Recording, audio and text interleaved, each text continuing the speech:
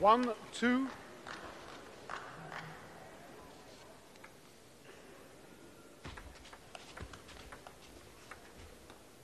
Ja.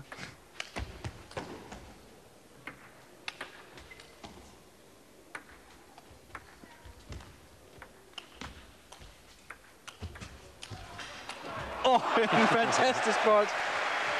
Helt utrolige vinkler, både fra Wallner og Peter Karlsson. Ja, det er en helt utrolig bold. Og det, der gør den endnu mere beundringsværdig, er, at Jan Åge Wallner, selvom han er helt ude ved banden, får nogle helt utrolige vinkler på og presser Peter Karlsson, så han faktisk havner ude i barrieren. Ja, ude blandt tilskuerpladserne for at hente nogle af de forhænder. 2-all. Det er loop, der kommer her. Ja, nu er vi nået lige præcis ikke. 3-2 Carlsen.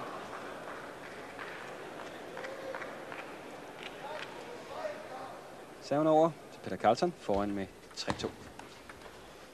4-2. 4-2.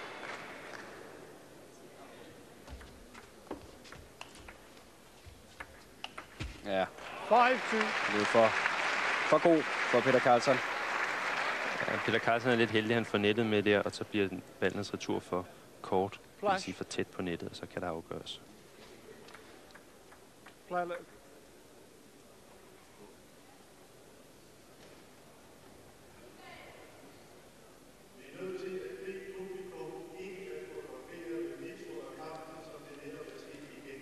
Så har vi endnu en henstilling til publikum om ikke at bruge blitz.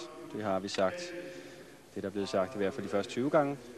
Men der er altså fortsat nogen, der lige skal have et uforglemmeligt foto med. Det generer specielt, når man tænker på, at det går så stærkt. Verdens hurtigste spil bliver bordtennis kaldt. 6-2. Lidt det samme billede som i første sæt, men Peter Karlsson dominerende i starten. 6-3. Ja, som vi ser her, så forsøger Karlsson at lægge et meget hårdt pres på Wallner, for ligesom at få ham til at trække sig en meter eller to tilbage på bordet. Det sidste slag kigger dog her, men der er meget fart på Karlssons bold. 4-6 Waldner.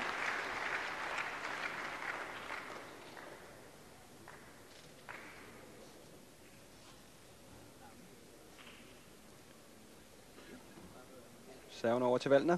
Bagud 4-6. Let. 4-6.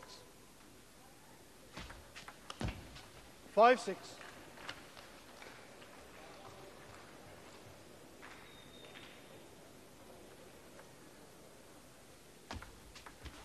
6-all. Og nu får Wallner lidt billige point direkte på serven.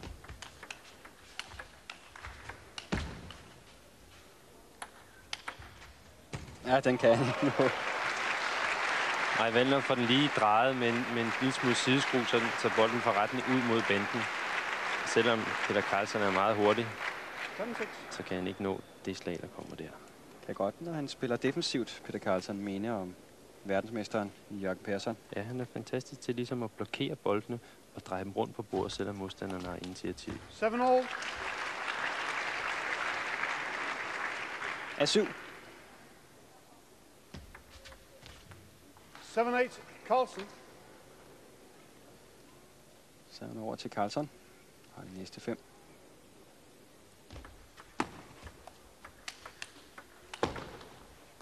Og et godt pres her i Wallners baghånd. Med den klassiske korte bevægelse. 8-9.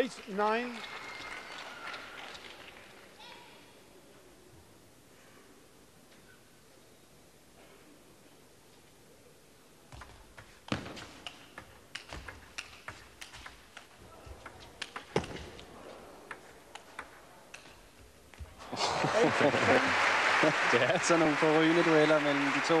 Ja. Utroligt flot spil. Og den sidste baghånd, som vi får fra Wallner her, minder jo om Andres Gruba i stor stil.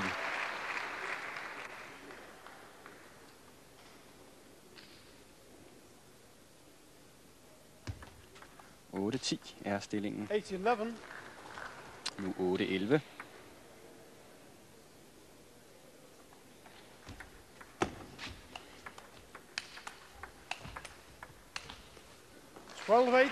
utrolige blokeringer fra Valdners baghåndsside. Og det kan han også. Og det er det, som gør ham så utrolig svær i øjeblikket. Han tror på sig selv. Han tror, han magter alle spillets facetter. Og han prøver at vinde point på stort set alle mulige og umulige måder. 13-8. 13-8. Og den bevægelse her er utrolig kort og utrolig hurtig.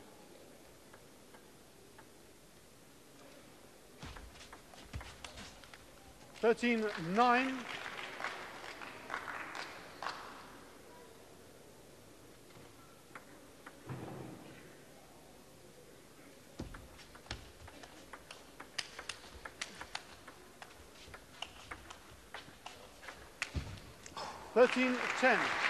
Ja, det er synd.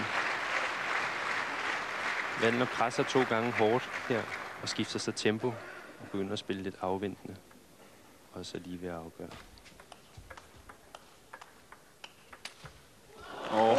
Der kom en. Det er en rigtig Valdner specialitet. Den lynhurtige blokering.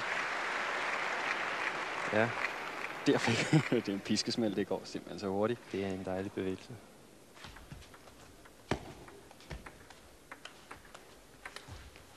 10-15, Carlsen. Og det Så er han der, over til Carlson, der dermed er bagud med 10-15. og det der ligesom har vendt anden sæt her og har gjort, at Valdner har fået en smule forspring, han er i stand til at skifte tempo i boldene. Han presser, spiller afventende og presser på skift.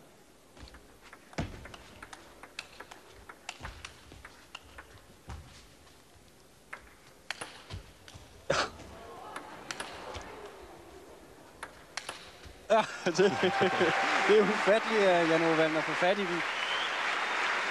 Det er en stakket frist. Det skal normalt blive point til den angribende part. Men den må han give for tabt overfor. Men Ja. meget flot noget. 11-15.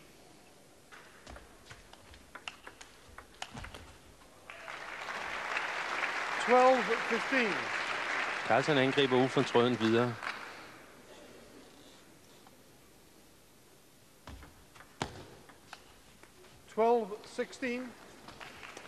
Ja, den skal simpelthen ind, men Carlsen prøver her at variere med at luppe lidt mere lige op ad linjen for at undgå for meget spil på diagonalerne. 12-17.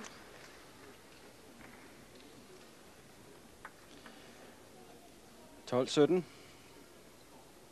ser svært ud for Carlson, det her.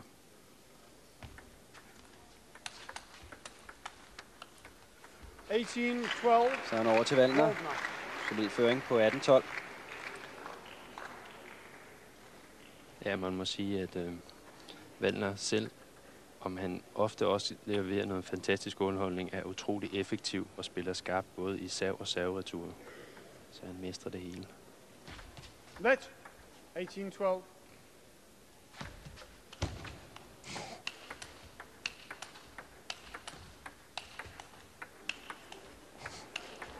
Og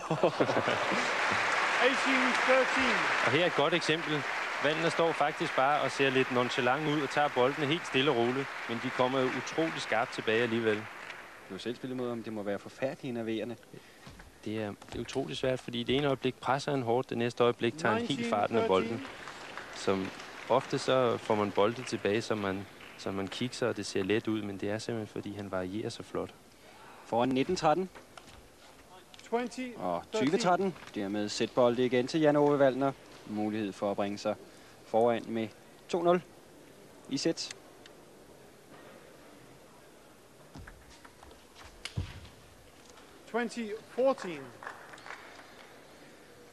Fortsat sætbold. Valdner kommer der. Ja. Jan Ove Valdner meget overbevisende i et velspillet sæt, men med